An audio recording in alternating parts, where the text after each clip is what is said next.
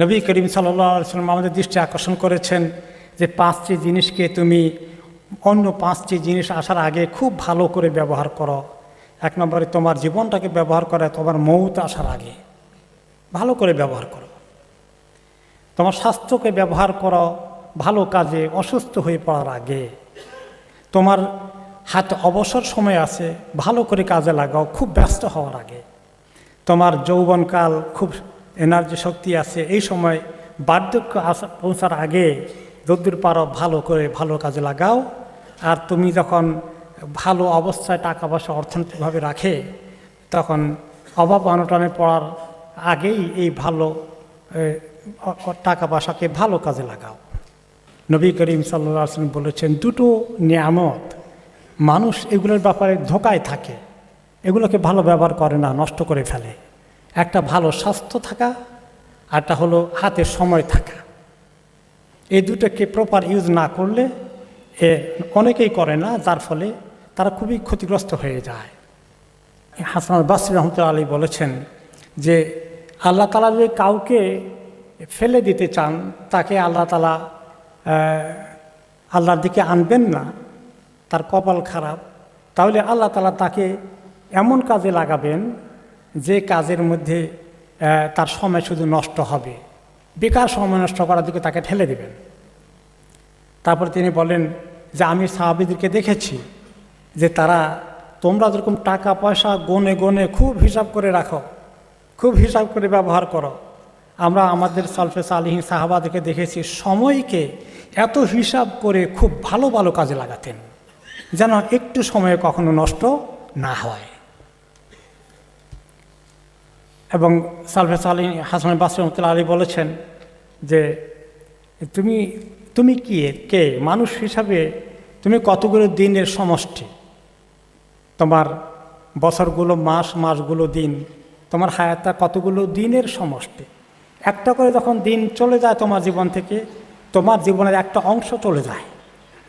এভাবে মনে করে সময়কে চিন্তা করো। এবং সাহাবী আব্দুল্লাহ ইবনে মাসউদ রাদিয়াল্লাহু তাআলা আনহু বলেন যে আমি ওই লোককে দেখলে খুবই কষ্ট হয় তার দিকে তাকাতে, যেই ব্যক্তি বেকার সময় নষ্ট করে, তার দিনের কাজেও লাগায় না, দুনিয়ার কাজেও লাগায় না। এই লোককে দেখলে আমার খুব কষ্ট হয়ে যায়।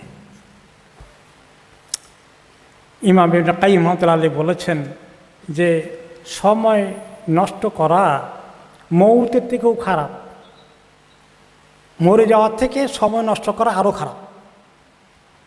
কেন? তিনি বললেন যে কেউ যদি সময় নষ্ট করে, তাহলে সে আল্লাহ তাআলার সঙ্গে তাকে এবং আখিরাতের প্রস্তুতি এগুলোর থেকে সরাই ফেলল। আর কেউ যদি মরে যায়, দুনিয়ার থেকে সরে গেল।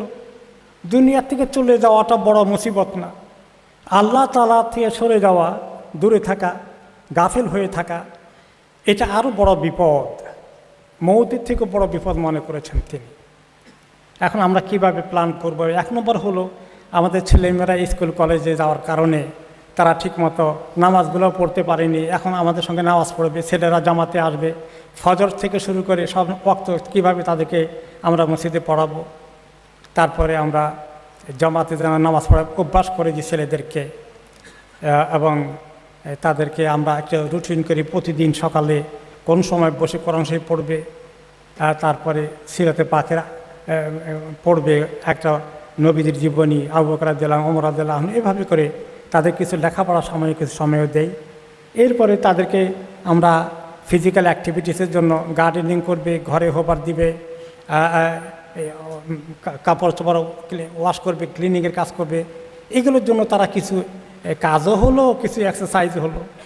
তারপরে মাঝে মধ্যে একটু আউটিং করা, কোনো দিকে সুযোগ হলে আমরা নিয়ে গেলাম।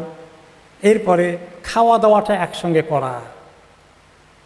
ওরা অনেক সময় পিতামাতা একসঙ্গে বসে খাইতে চায় না, নিজের মতো করে খেয়ে নেয়, এরকম যেন না হয়ে যায়। তারপরে আত্মীয় স্বজন আসলে তাদের সঙ্গে একসঙ্গে পরিচয় করা, একটু কথাবার্তা বলার জন্য বসা। তারা বসতে চায় না, তারা চট করে চলে যাবে, ওই তাদের নিজের রুমে চলে যাবে, ওখানে গিয়ে তারা স্ক্রিন খুলে বসবে। কীভাবে স্ক্রিন টাইম সরানো যায়, ওই তাদের হাতে যে মোবাইল ফোন আছে এবং অন্য ডিভাইসগুলো আছে, এগুলোর দিকে তাদের এত আকর্ষণ, আপনি কথা বলতে চাইলে বেশিক্ষণ থাকতে চাইবে না। মেহমান অতিথি আসলে চাচা আসছে, মামা আসছে, ও দাদা দাদি বা কেউ আত্মীয় স্বজন আসছে, ওখানেও বেশি ইন্টারেস্ট নাই। ইন্টারেস্ট কোনটার দিকে? ওই ফোনের দিকে, মোবাইল ফোন। তো এইটা থেকে কিভাবে কায়দা করে সরানো যায়? শুধু থামো ধমক দিয়ে সরাই দিলে হবে না, একটু তাদের সঙ্গে এমনভাবে আকর্ষণ করে তৈরি করতে হবে কথাবার্তাগুলো। খাওয়া দাওয়া একসঙ্গে করবো, খেতে খেতে গল্প করব, আপনার নিজের বাবার কথা, তাদের দাদা দাদি নানা নানির গল্প বলবেন, নিজের ছোটোকালের কাহিনী বলবেন। এতে করে তারা অনেক কিছু একটু ক্লোজনেস ফিল করে, তারা ইন্টারেস্টেড হয়, গল্প শুনতে ভালোবাসে তারা। আমাদের জীবনে ভালো ভালো গল্প শোনাই, আমাদের মা বাবার গল্প শোনাই, এভাবে করে তাদেরকে আমরা একটু জমাই। আমাদের পারিবারিকভাবে একসঙ্গে খাওয়া দাওয়া করলে এই জিনিসগুলো হয়। সর্বশেষ হলো যে এখন শুধু ধমক দিয়ে জোর করে চিল্লাচিল্লি করে তাদেরকে ঠিক করতে পারবো না। তাদের দুটো জিনিস, একটা হলো এই মোবাইল ফোন ডিভাইসগুলো, আরেকটা হলো যে বাইরের ফ্রেন্ডের সঙ্গে খুব মজা লাগে দেখা করে সময় কাটাতে, অথবা ফোনে তাদের সঙ্গে ঘন্টা পর ঘন্টা খুব ভালো লাগবে। ওখান থেকে সরাই আনতে হলে ধমক দিয়ে বন্ধ করা, এভাবে না করে বরঞ্চ আমরা কিভাবে তাদেরকে পরিবেশ তৈরি করব এবং খুব সুন্দর, কেয়ারিং, লাভলি, ভালোবাসা ও অনেক ক্লোজনেস আমরা তৈরি করতে হয় তাদের সঙ্গে। এই কথা একটা হাদিসে এসেছে, রাসূলুল্লাহ সাল্লাল্লাহু আলাইহি ওয়াসাল্লাম বলেছেন, আল্লাহ তাআলা যদি কোনো বাড়ি ঘরের মধ্যে ভালো কিছু দিতে চান, খায়ের দিতে চান, তাহলে সেখানে তাদের সম্পর্কের মধ্যে নম্রতা দান করেন, কঠোরতা দান করেন না, জোরে ধমক দেওয়া। এবং এইভাবে করে শক্ত হাতে হ্যান্ডেল করতে গেলে এই দেশে সব উল্টে যাবে। এক সময় এখন সে দুর্বল নরম আছে, খুব মনে কষ্ট পাবে, চুপ করে থাকবে। একটু বড় হয়ে গেলে উল্টো জবাব দেওয়া শুরু করে দেবে, বিদ্রোহ করবে, ঘর থেকে চলে যাবে। কাজেই ঘরের পরিবেশটাকে স্বামী স্ত্রীর মধ্যে ভালোবাসা, মায়া, মমতা, ছেলে মেয়ের মধ্যে, পিতামাতার মধ্যে এমন একটা পরিবেশ তৈরি করতে হবে যাতে করে ঘরে থাকার আগে তারা আনন্দ পায়। এমন একটা সুন্দর পরিবেশ তৈরি করতে হবে। আর তাদেরকে স্ক্রিন টাইম থেকে আর অসৎসঙ্গ থেকে, এই দুটো জিনিস থেকে সরাতে হবে যত কম দেওয়া যায়। সেগুলোর জন্য কী করা লাগে আমাদেরকে সময় দিয়ে প্ল্যান করতে হবে। আমরা যদি শুধু আমাদের ফোন নিয়ে বসে থাকি, আমরা ওই সোশ্যাল মিডিয়ার মধ্যে ওইটা নিয়েই আছি সারাদিন, দেশে কী হলো, কোথায় কী হলো, সারাদিন এটা নিয়ে আছি, আর ওরা ওদেরটার মধ্যে আছে, তাহলে এই সম্পর্ক কি মজবুত হয়ে গেল, গভীর হলো? এটা আমাদের হাত থেকে খসে যাচ্ছে, আস্তে আস্তে খসে যাচ্ছে, চলে যাচ্ছে আমাদের হাত থেকে। এগুলো খেয়াল করতে হবে।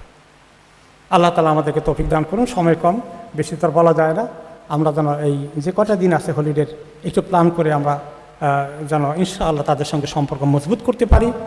একটা ভালোবাসা, মায়া, মমতার সম্পর্ক, কেউ কাকে রাগারাগি চিল্লাচিল্লি ঘরের মধ্যে না হয়, পোলাইটনেস চলে আসে, আমরা সবাই চেষ্টা করি।